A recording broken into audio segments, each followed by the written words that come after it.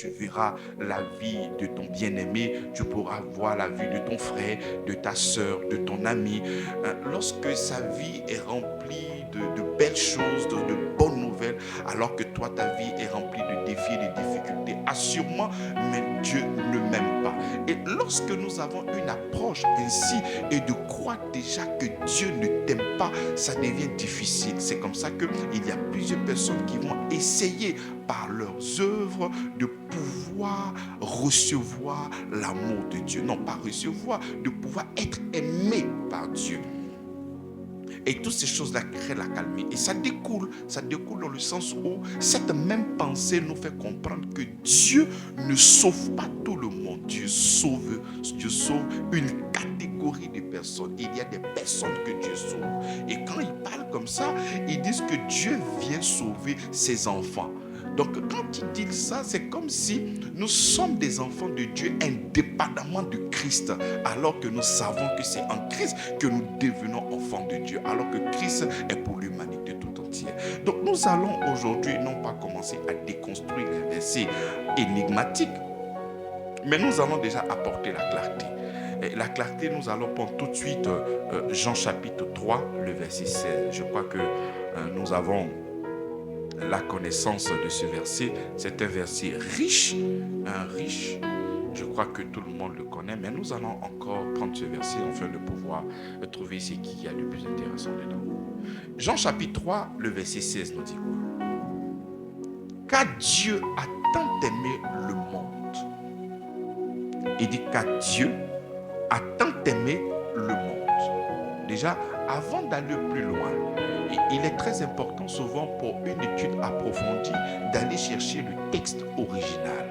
Pourquoi je parle du texte original? Parce que la Bible n'a pas été écrite en français. La Bible a été écrite en hébreu, en grec et en araméen. Donc lorsque nous avons le texte original, nous avons l'expression juste qui a été donnée. Par exemple, quand la Bible dit car Dieu a tant aimé le monde qui est mis là-bas, le Strong, c'est 2889. Et le Strong nous parle du monde cosmos. Et cosmos, c'est tous les habitants de la Terre. Donc lorsque nous sommes en train de voir Jean chapitre 3, le verset 16, mais il ne faudrait pas croire que ces personnes qui prônent un amour sélectif ne voient pas ce verset. C'est parce qu'ils ont une autre approche de ce verset. Mais la raison pour laquelle nous devons aller chercher la profondeur et la valeur sémantique de chaque mot. Quel est le mot qui a été engagé? Il dit car Dieu a tant aimé le monde. Dieu n'a pas aimé une minorité. Dieu n'a pas aimé les élus. Dieu n'a pas aimé les prédestinés. Dieu n'a pas aimé les sanctifiés. Mais ici, la Bible nous fait comprendre que Dieu a aimé le monde. Donc c'est en français lorsque nous voyons le monde. Mais lorsque nous constatons le Strong, lorsque nous regardons, nous consultons le Strong, le monde ici c'est cosmos. Cosmos. Et quand on parle du cosmos, on parle du monde, de l'univers, le cercle de la terre, tous les habitants de la terre, les hommes, la race humaine. Tu vois? Et c'est ça le monde. Il a aimé le monde, tous les habitants de la terre. Vous voyez? Donc si déjà les gens veulent nous faire comprendre que Dieu ne nous aime pas tous, ben, moi-même qui suis en train de parler, comment je saurais si Dieu m'aime ou Dieu ne m'aime pas? Toi qui me reçois, qu'est-ce qui prouve que Dieu t'aime ou il ne t'aimera ou il ne t'aime pas?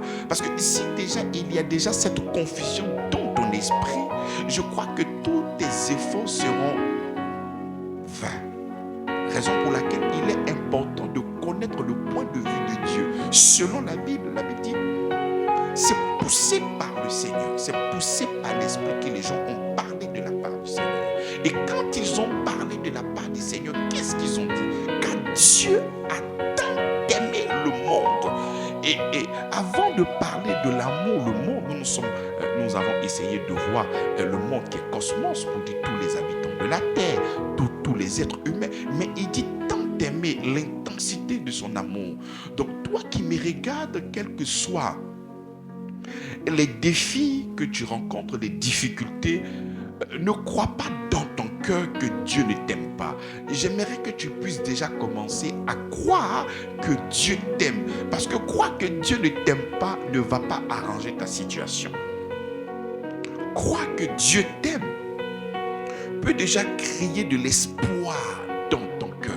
Mais croire que Dieu ne t'aime pas ne peut pas créer de l'espoir, mais crée un désespoir, crée de l'amertume. Et c'est ça le travail du diable. La parole de Dieu vient créer la foi. La parole de Dieu ne vient pas créer une séparation. La parole de Dieu vient créer la foi. La Bible nous déclare que Dieu ne fait acception de personne. Donc c'est la Bible que nous donnons foi aux écrits de la Bible, parce que nous savons que c'est poussé par l'Esprit que les gens ont parlé de la part du Seigneur. Donc il dit qu'à Dieu a tant aimé le monde, il a tant aimé les habitants de la terre, il a aimé le monde entier. Il dit qu'il a donné son Fils unique afin que quiconque, lorsque nous parlons de quiconque dans le Strong, c'est tous, c'est n'importe qui, c'est la totalité, c'est le monde, c'est toutes ces personnes, c'est tout le monde. Donc toi qui as déjà entendu ce genre de prédications qui te fait comprendre que Dieu n'aime pas tout le monde, c'est faux. Je crois que s'il y a quelqu'un qui allait lire cette histoire où la Bible fait comprendre que Dieu a aimé Jacob et il a haï Ésaü, qui n'a pas la lumière, il peut se poser la question, mais est-ce que lui ce n'est pas un Ésaü? Tu vois, j'aimerais te faire comprendre que l'amour de Dieu n'est pas sélectif, mais l'amour de Dieu est universel. Il t'aime et il m'aime. Là, il faudrait que nous puissions avoir l'assurance de ce verset. Et quand il continue, il dit afin que quiconque croit, pronom indéfini, quiconque, tous les habitants de la terre croient en lui, ne périsse point, mais qu'il est. Mais lui, il est mis pour qui? Mais pour le monde entier, pour tous les habitants de la terre, afin qu'il ait la vie éternelle. Donc Dieu envoie Jésus afin que le monde entier, tous les habitants de la terre puissent être sauvés et parviennent à quoi? À la vie éternelle. Donc voici Jean chapitre 3, le verset 16 qui nous réconforte dans notre démarche de foi. Donc il faudrait que notre foi cible véritablement l'écriture. Il faudrait que notre foi cible la parole de Dieu. Parce que la Bible dit la foi vient de ce qu'on entend et ce qu'on entend vient de la parole de Christ. Donc si toi tu as entendu une parole, tu prétends que cette parole vient de Christ et que tu remplis ton cœur de cette parole, que Dieu ne t'aime pas, mais ça va créer encore autre chose dans ton cœur. J'aimerais que tu puisses nettoyer ton cœur de tout ce qui n'est pas juste, de tout ce qui n'est pas vrai. Et j'aimerais que tu puisses m'accorder un peu plus de temps. Avec tous les versets que nous allons engager, nous allons effectivement montrer que Dieu aime le monde entier. Et le salut est réservé à ceux qui croient.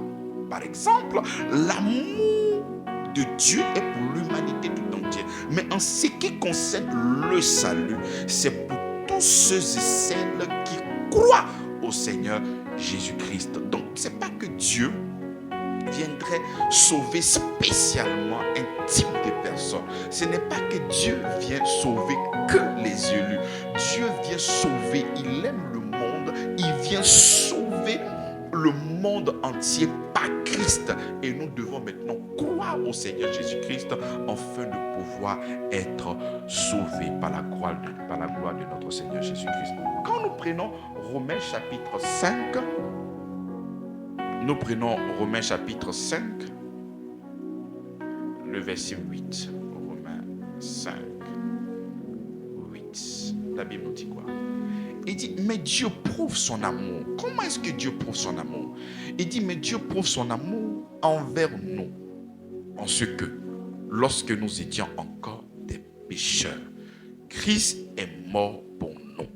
La Bible ne dit pas que Dieu prouve son amour en ce que, lorsque nous avons été choisis par le Seigneur depuis le monde, depuis l'éternité. Non. Mais Dieu prouve son amour envers nous en ce que lorsque nous étions encore des pécheurs. Donc tous ont péché et sont privés de la gloire de Dieu. tous, tous ont péché et sont privés de la gloire de Dieu. Mais Dieu nous réconcilie et prouve son amour envers nous en ce que lorsque nous étions encore des pécheurs, Christ est mort pour nous, pour l'humanité tout entière, pour tous les hommes. Et c'est en fonction du salut qui rend disponible maintenant par l'œuvre de la croix que nous devons maintenant saisir. Lorsque je suis en train de parler comme ça, bien aimé dans la foi, nous qui sommes déjà chrétiens, il faut savoir qu'il y a déjà une division par rapport à ceux qui sont peut-être d'une religion, de l'islam, de beaucoup d'autres choses. Donc, il y a déjà une séparation par rapport à plusieurs religions. Mais la parole de Christ n'est pas pour une religion. La parole de Christ est pour l'humanité tout entière. La parole de Christ est pour tout type d'homme. La parole de Dieu ne vient pas pour une religion, ne vient pas pour un secte de personnes, mais pour l'humanité tout entière. Vous voyez, il y a même des chrétiens aujourd'hui, lorsqu'ils partent à l'évangélisation, ils posent la question, est-ce que tu es musulman? Quand ils disent que tu es musulman, alors ils prennent le chemin parce qu'ils se disent que cette parole n'est pas à toi. Mais non, c'est une erreur. Nous qui sommes des enfants de Dieu, qui avons reçu le sceau, le mandat d'avoir reçu la grâce et l'apostolat, on ne peut pas évangéliser en fonction de leur appartenance. On ne peut pas évangéliser en fonction de ce que nous voyons. On évangélise, on apporte l'évangile parce que nous sommes lumière et nous devons apporter l'évangile. Nous devons répandre l'évangile. Donc arrêtons de chercher à évangéliser des gens qui sont déjà en Christ. Nous devons chercher à évangéliser même ceux qui n'ont pas encore entendu parler de Jésus-Christ. Parce que c'est ça notre rôle. Arrêtons de chercher des gens même qui sont déjà en Christ. Mais il y a plusieurs personnes, des gens qui n'ont jamais entendu parler de Jésus. Ces personnes-là sont nées dans la religion, ont grandi dans la religion et ne se sont jamais intéressés à Jésus-Christ. Et nous n'avons jamais eu le courage et la force d'aller vers cette personne-là pour leur annoncer l'évangile. Alors que tu sais très bien que l'évangile nous fait comprendre que Dieu a tant aimé le monde. Mais toutes ces personnes-là qui sont dans plusieurs religions, mais ces personnes-là, mais c'est le monde. C'est le monde, c'est tous ces hommes-là, c'est toute cette race-là. Donc tu ne peux pas déjà toi-même être sélectif en apportant l'évangile. Tu ne peux pas toi-même déjà créer une sélection. C'est-à-dire, toi tu vas évangéliser lorsque tu regardes le faciès d'une personne. Tu vois qu'il y a un point là, ah non, c'est pas la peine d'annoncer l'évangile. Mais non, mais c'est vers ces personnes-là même que nous devions aller et parler de Jésus parce qu'ils n'ont pas entendu parler de Jésus-Christ. Déjà même nous-mêmes qui disons que nous sommes chrétiens, c'est difficile pour nous de lire la Bible. Mais et ceux qui n'ont jamais ouvert la Bible, mais c'est vers eux que nous devions aller et parler de Jésus-Christ. Donc lorsque nous continuons, nous voyons que le salut est pour tous. Le salut, ce n'est pas pour les élus. Le salut, ce n'est pas pour les chrétiens.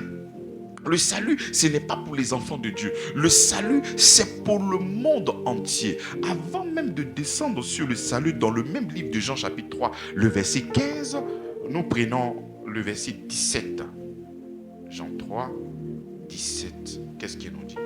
Il dit, Dieu, en effet, n'a pas envoyé son Fils dans le monde, cosmos. Dieu n'a pas envoyé son Fils dans le monde, tous les habitants de la terre, pour qu'il juge le monde, pour qu'il juge tous ces hommes-là. Non. Mais pour que le monde, cosmos, tous les habitants de la terre, soient sauvés par lui. Donc l'objectif de Jésus lorsqu'il vient, déjà ce qui a précédé l'action de Jésus qui est la grâce, c'est l'amour. Parce que la Bible dit que Dieu a tant aimé qu'il a donné. Donc ce qui a précédé donner, c'est amour. Donc Dieu a tellement aimé qu'il a donné. Donc ce qui pousse Jésus à venir, c'est l'amour de son Père pour l'humanité tout entière. Et lorsque nous recevons Jésus, nous recevons maintenant le salut. Nous recevons maintenant le salut dans la personne du Christ. Dans la personne du Christ. Donc Dieu a aimé le monde entier, mais le salut concerne ceux qui l'ont accepté, ceux qui ont accepté Jésus-Christ comme le Seigneur et Sauveur, ceux qui ont apporté du crédit à ce qu'il a fait à la croix de Golgotha depuis 2000 là. Il ne faudrait pas, bien aimé dans la foi, avoir peur de présenter. Parce que le christianisme n'est comme aucune autre religion. Le christianisme même déjà n'est pas une religion. Le christianisme, on parle en termes de sauveur. Aucune religion ne parle de sauveur.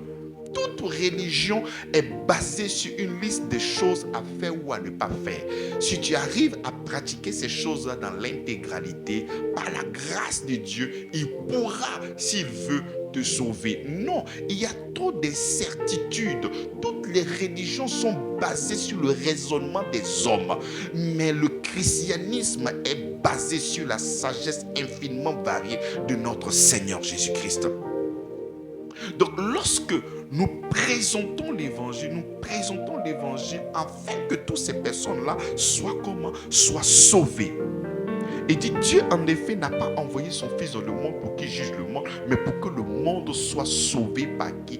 Par lui. Donc bien aimé dans la foi, nous devions avoir l'information et la certitude que Dieu vient pour nous sauver et non pas pour nous juger. Il ne vient pas pour nous juger, il vient pour nous sauver. Jésus-Christ présentement, lorsque nous sommes en train d'apporter cette lumière, lorsque nous sommes en train d'apporter l'évangile, c'est pour que nous puissions être réconciliés dans la personne du Christ, afin d'être sauvés. Toi qui me reçois, aucune religion ne te parle de ça. La religion te demande, fais ci, fais ça, fais comme ça, et tu seras sauvé. Moi je te dis, en Christ, Christ a déjà tout fait. Il a été frappé, il a été chicoté, il est mort, il a été enseveli et il est ressuscité afin de pouvoir effacer l'acte et les ordonnances qui subsistaient contre toi. Il n'y a aucun leader spirituel, quelle que soit la religion, qui te dira qu'il a payé le prix pour toi afin que toi tu puisses être sauvé. Ça, c'est impossible. Il n'y a aucune religion qui promet ça. Aucune religion. C'est le christianisme seul. Raison pour laquelle toi qui es chrétien ou toi qui n'es pas encore chrétien, je te tends la main au travers de cette prédication pour que tu puisses saisir. Ésaïe dit, il s'est élevé comme une simple plante. Mais qui l'a reçu? On l'a méprisé. J'aimerais que tu ne puisses pas mépriser la parole qui est en train d'être véhiculée maintenant. Saisis l'occasion et saisis cette grâce qui est en Jésus-Christ. Alors, nous prenons maintenant 2 Timothée, 1 Timothée chapitre 2, 1 Timothée chapitre 2, à partir du verset 3 à 4. Alors, il dit, cela est bon et agréable devant Dieu, notre Sauveur, qui veut que tous les hommes soient sauvés et parviennent à la connaissance de la vérité. Vous comprenez? Au verset 4, qui veut notre Seigneur Jésus-Christ. C'est ce qu'il veut. Il dit, qu'est-ce qu'il veut? Il dit, il veut que tous les hommes, pas tous les chrétiens, pas tous les élus, pas les sanctifiés. Non, il dit que tous les hommes, cosmos, tous les hommes, tous les habitants de la terre soient sauvés. Et encore, il dit, et parviennent à la connaissance de la vérité.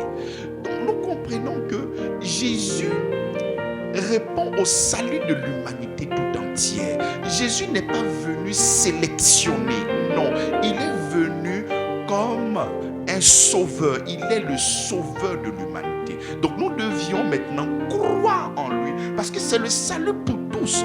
Ce n'est pas le salut pour certaines personnes. Ce n'est pas le salut pour une catégorie de personnes. J'ai entendu un jour quelqu'un dire que si tu veux, il faut croire. Que si tu veux, il faut faire tout ce que tu veux. Mais si ton nom n'a pas été écrit dans le livre de vie, même si tu acceptes le Seigneur Jésus-Christ, c'est 0.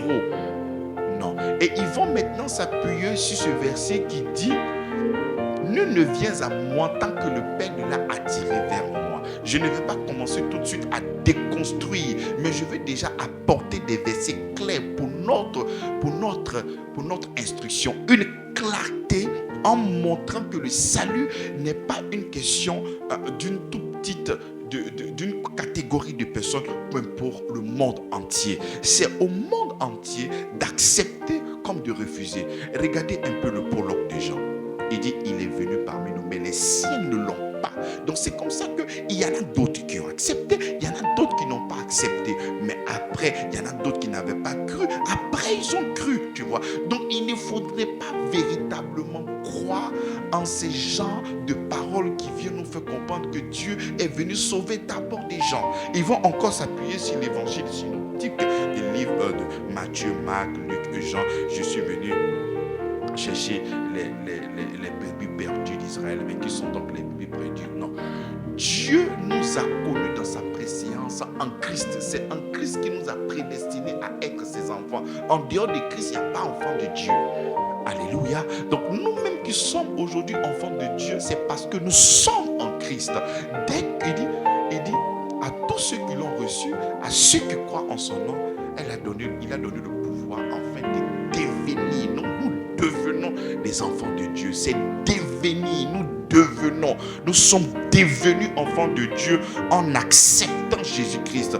On n'est pas né enfant de Dieu, on le devient lorsque nous acceptons le Seigneur Jésus-Christ. Ça, c'est la Bible qui le dit. Donc lorsque nous revenons en 1 Timothée chapitre 2 à partir du verset 3 à 4, il dit qu'il veut que tous les hommes soient sauvés. Tous les hommes soient sauvés et parviennent à la connaissance de la vérité. Alléluia. Il dit au verset 5, car il y a un seul Dieu et aussi un seul médiateur entre Dieu et les hommes, Jésus-Christ. Entre Dieu et les hommes, pas entre Dieu et ceux qui doivent être sauvés. Entre Dieu, non, que tous soient sauvés. Donc, bien-aimé dans la foi, je me dis que toi, tu es déjà dans une autre religion. Tu reçois déjà des enseignements qui n'ont rien à voir avec le christianisme. Peut-être tu as déjà entendu parler de Jésus et tu as véritablement envie d'entrer, mais tu crois peut-être dans ton esprit que chacun doit être dans sa religion. De la même manière qu'il y a des gens qui sont des hommes et d'autres des femmes. Il y en a d'autres qui sont clairs, il y en a d'autres qui sont noirs. Donc si eux ils sont chrétiens, peut-être moi je suis musulman, peut-être moi je suis animiste, peut-être moi je suis féticheur, peut-être moi je suis... Non, c'est pas ça. Le christianisme, ce n'est pas une question d'une minorité de personnes. Le christianisme, c'est pour le monde entier. C'est Dieu qui se soucie du monde entier. C'est Dieu pour pouvoir expier la totalité du péché du monde entier envoie Jésus-Christ. Après, nous allons parler encore de l'expiation du sang de Jésus. Est-ce que le sang versé de Jésus appartient à une catégorie de personnes? Est-ce que c'est seulement que pour les chrétiens? Est-ce que c'est seulement que pour les saints? Ou bien le sang qui est versé est pour l'humanité tout entière? Avant, nous continuons encore avant de parler même du sang. Nous allons prendre aussi 2 Pierre, chapitre 3, le verset 9. Nous allons prendre 2 Pierre, chapitre 3, le verset 9. Regarde ce que le Seigneur nous fait comprendre. Il dit, le Seigneur ne tarde pas dans l'accomplissement de la promesse comme quelques-uns le croient. Mais il use de patience envers vous, ne voulant pas qu'aucun périsse, mais voulant que tous arrivent à la repentance. Donc si Dieu lui-même, d'une manière arbitraire, il a déjà cherché des personnes qui doivent être sauvées et qui sont déjà sauvées, indépendamment même de la foi en Christ.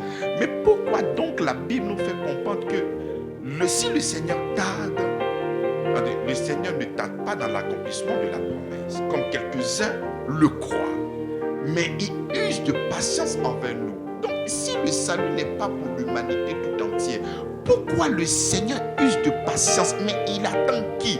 Puisqu'il a déjà un choix arbitraire. Il a déjà décidé de toi, c'est à toi le salut. Toi, tu iras au paradis. Toi, tu iras en enfer. Donc si lui-même, il a déjà arrêté cela, que ceux de droite iront au paradis et ceux de gauche, il les a déjà envoyés en enfer. Mais quelle que soit la durée, mais ça ne veut pas changer ce qu'il a déjà arrêté. Non.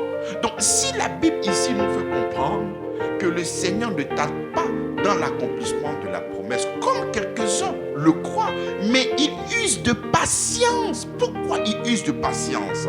Il dit envers nous, ne voulons pas qu'aucun périsse, mais voulons que tous arrivent à la repentance. La repentance, c'est le changement de mentalité. La repentance, c'est le changement de paradigme. La repentance, c'est de changer d'avis. Tu vois, il y a autrefois des Juifs qui ne croyaient pas en Jésus-Christ, qui croyaient que Jésus-Christ était un bandit, était un voleur. Raison pour laquelle Pierre a prêché lors de la Pentecôte. Il a dit, homme frère, croyez en lui, changez de mentalité. Celui que vous avez crucifié là, ce n'est pas un bandit. C'est en lui que nous avons le pardon des péchés. Donc ces personnes-là avaient une manière de voir Jésus. Ils le voyaient comme un bandit. Ils le voyaient comme un voleur. Et parmi toutes ces personnes qui l'ont reçu lors de la Pentecôte, ce sont ces personnes-là autrefois qui ont poussé à ce qu'il soit crucifié. Ils l'ont traité de voyou.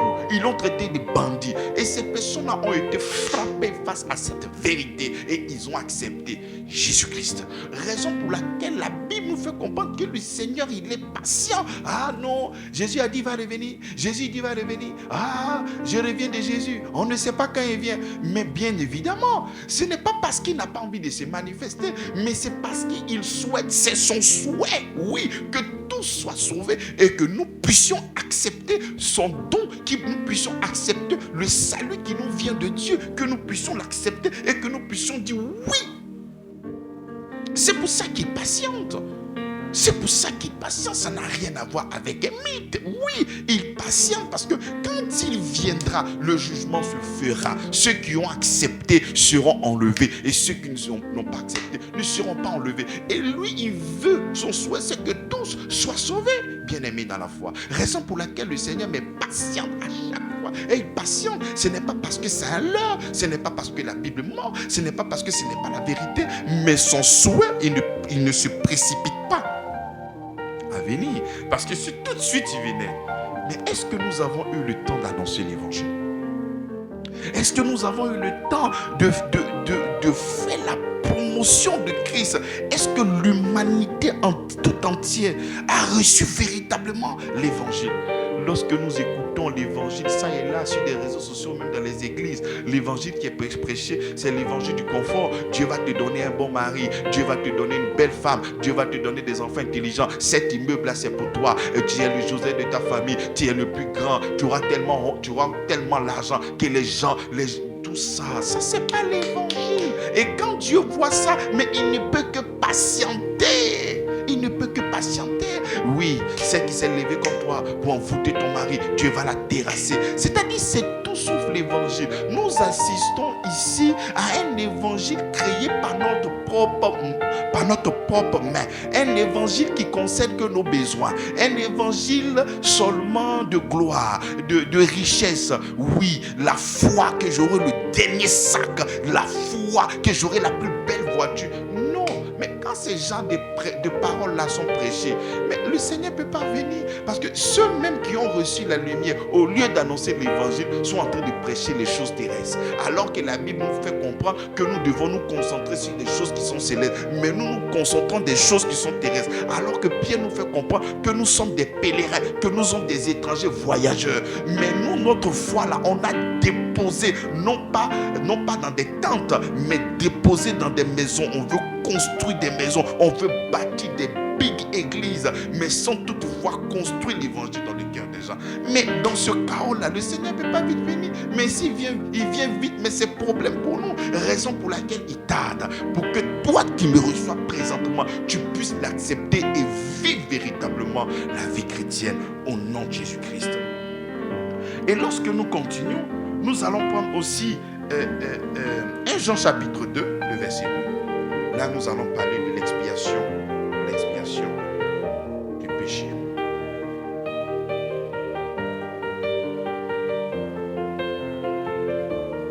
Alors, dans cette même manière de passer, effectivement, le sang de Jésus-Christ n'a pas coulé pour l'humanité tout entière. Le sang de Jésus-Christ a coulé seulement que pour nous, les enfants de Dieu, pour nous qui devions être sauvés, mais non pas pour tout le monde. Arrêtez de croire que le sang de Jésus-Christ a coulé pour le monde entier. Nous allons interroger ainsi la Bible. 1 Jean chapitre 2, le verset 2 nous dit, il est lui-même une victime expiatoire pour nos péchés.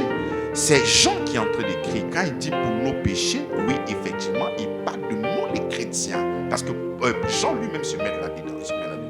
Il est lui-même, parce que, bon, je vous voulais, on commence à partir du verset 1er. Mes petits enfants, je vous écris ces choses afin que vous ne péchiez pas. Et si quelqu'un a péché, nous avons un avocat auprès du Père, Jésus-Christ. Donc quand il dit mes petits enfants, c'est Jean. Il parle à ceux qui sont en Christ. Tu vois, il dit, il est lui-même au verset 2, il est lui-même une victime expiatoire pour nos péchés. Donc il présente ici Jésus-Christ effectivement comme la victime expiatoire de tous ceux qui l'ont accepté comme Seigneur et Sauveur.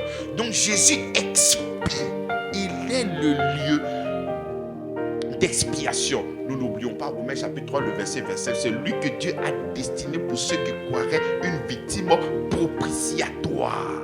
Donc vous comprenez.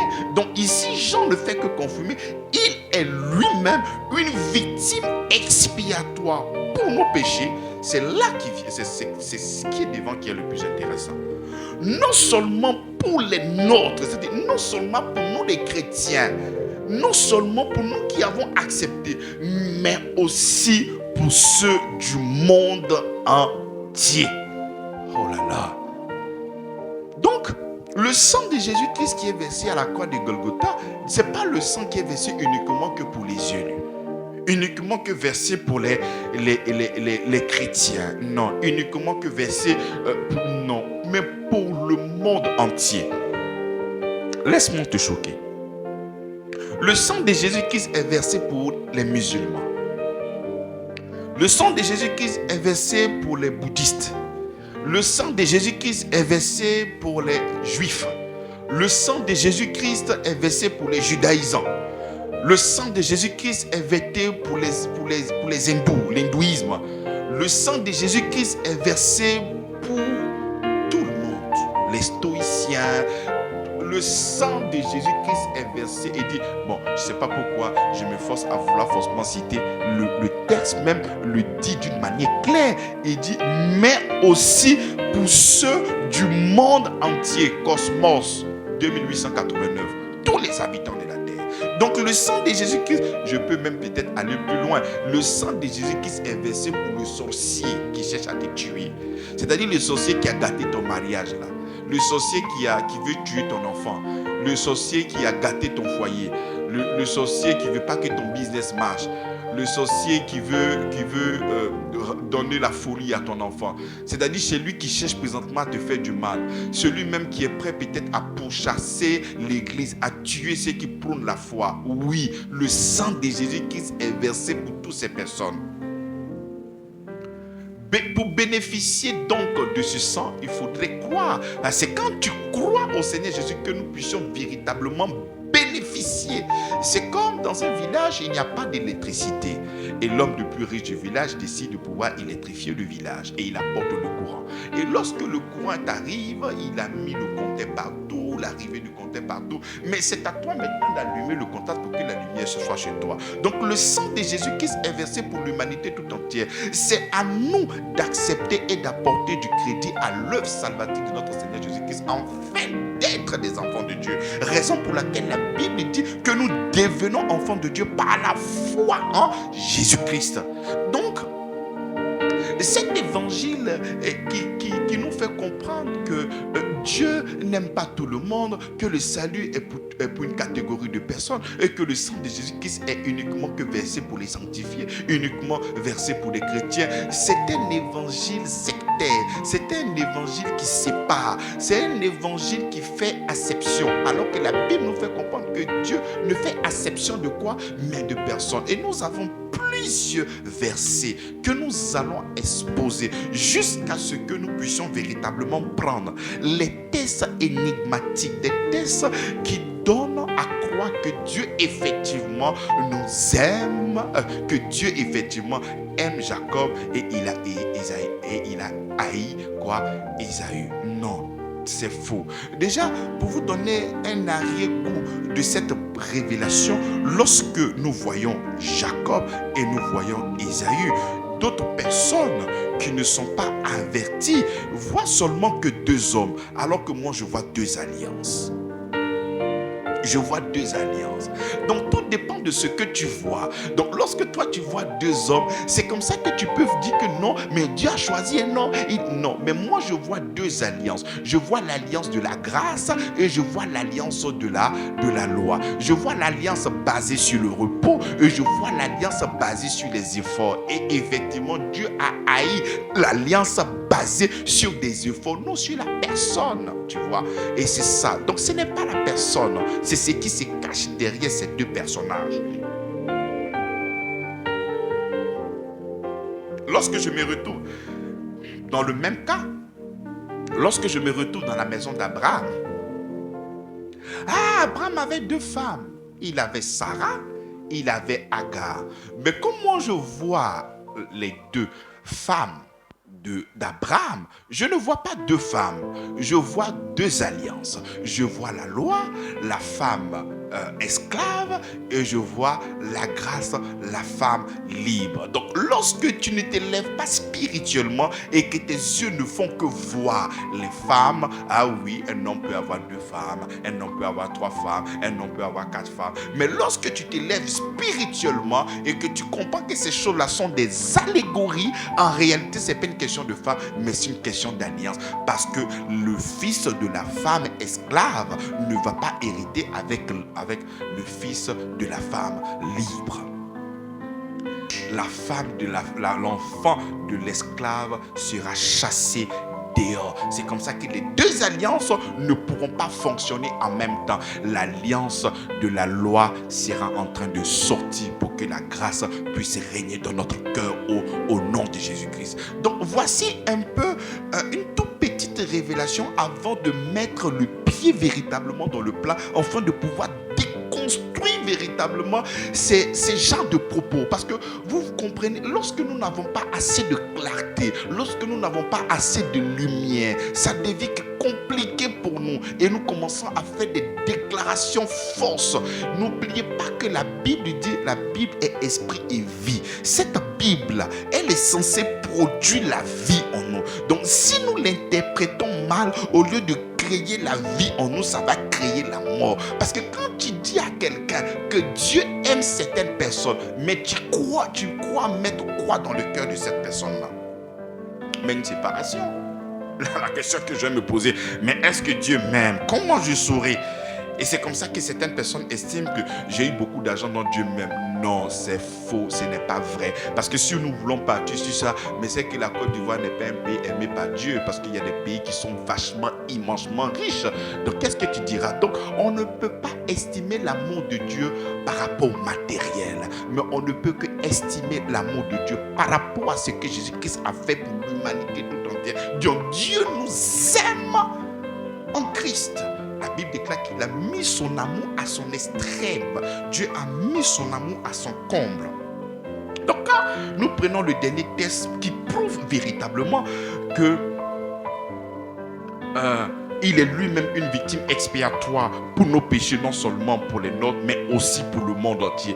Mais si toi tu reçois donc la vérité, de savoir que le sang de Jésus-Christ n'est pas seulement que versé pour toi, mais pourquoi tu cherches seulement qu'à porter l'évangile à ceux qui sont enfants de Dieu? Non, mais il dit que le sang est versé pour l'humanité tout entière. Pourquoi tu as donc peur d'aller annoncer l'évangile à un féticheur? Pourquoi tu as donc peur d'aller annoncer l'évangile à un kémite? Pourquoi tu as donc peur? Mais vous comprenez. Ce sont ces gens d'amalgame-là qui font que plusieurs personnes aujourd'hui sont en train de fuir le christianisme. Parce qu'on n'arrive pas à comprendre, mais c'est compliqué. Raison pour laquelle toi qui as reçu cette lumière et de croire véritablement que le salut est pour tous, mais tu dois sortir apporter l'évangile. Des gens même aujourd'hui pour inviter quelqu'un à l'église ou inviter quelqu'un à une réunion de prière se rassurent si cette personne-là est chrétienne. Mais tu me diras, mais pasteur, mais toi-même là, il faut savoir, quand tu vas vers eux, moi je suis musulman, mais bien aimé, c'est tout à fait normal.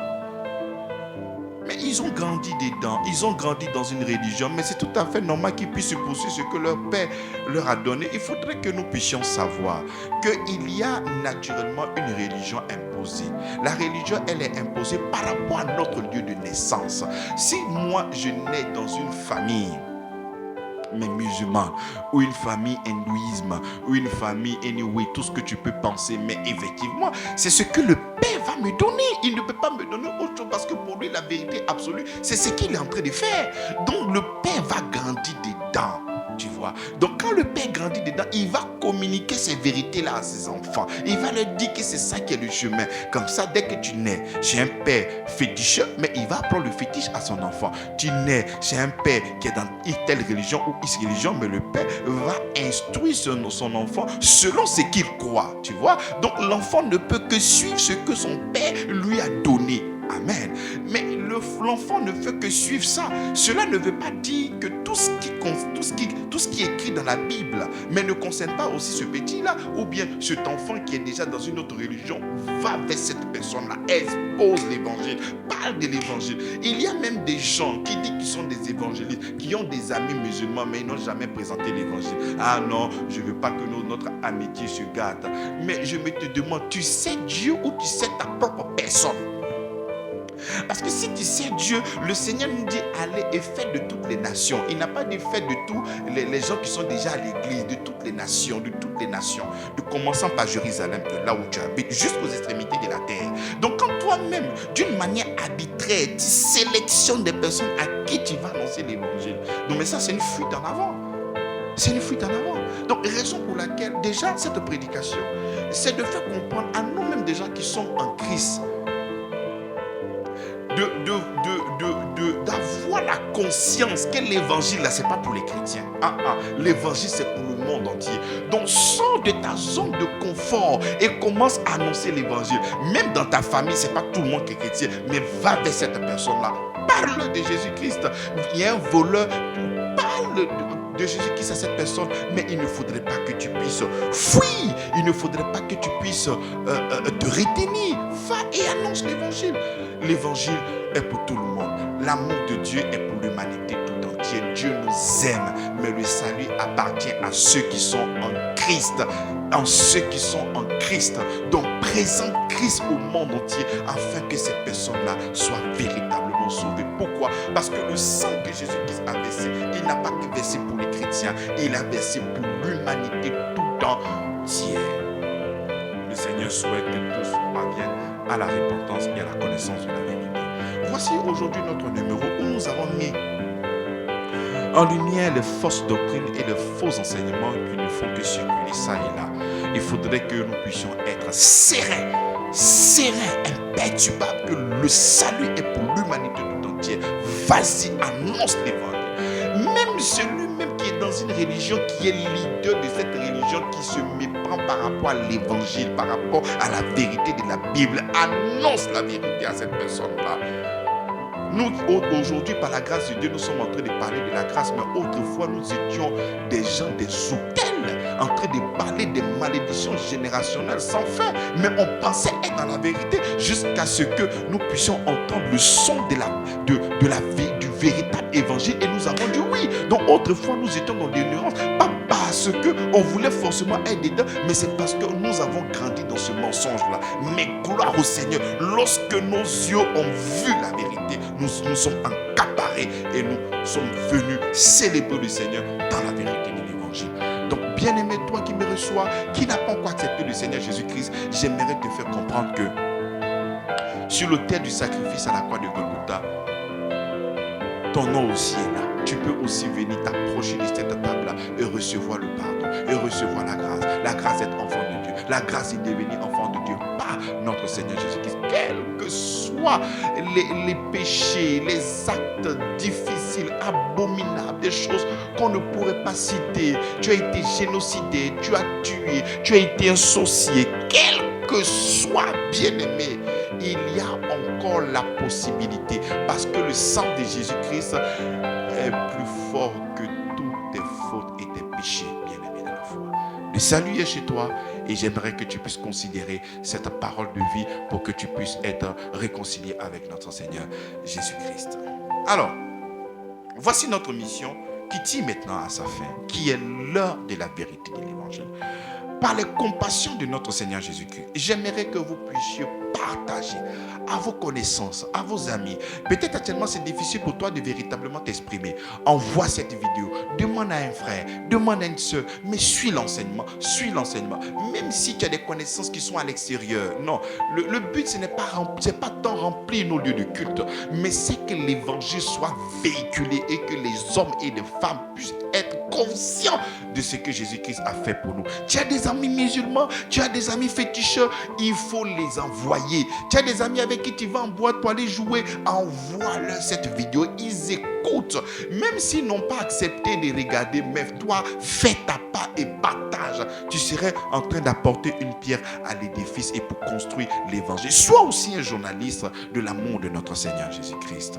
Alors, je vous demande de nous retrouver encore le samedi à partir de 20h dans notre émission La HVE, l'heure de la vérité de l'évangile.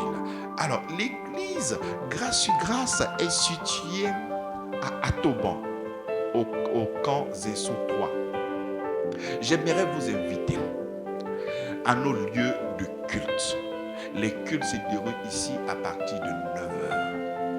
8h30 pour les serviteurs parce que nous commençons l'intercession. Et 9h pour le peuple. Viens pour que nous puissions ensemble comprendre des choses extraordinaires au travers de la prédication. Présentement, nous sommes en train de regarder Hébreux chapitre 11 afin de pouvoir aiguiser notre foi. Voir la foi de nos prédécesseurs. Un témoignage que Dieu lui-même a donné de ces personnes-là. Donc aujourd'hui, lorsque nous sommes en train de parler de la foi, est-ce que notre foi est conforme à ces personnes autrefois? Leur foi ne pouvait que cibler le Christ, mais aujourd'hui, notre foi ne suit que le matériel, que la bénédiction et beaucoup d'autres choses. Viens et sois richement béni au nom de Jésus-Christ. Sur ce, shalom et paix et grâce chez vous. Amen.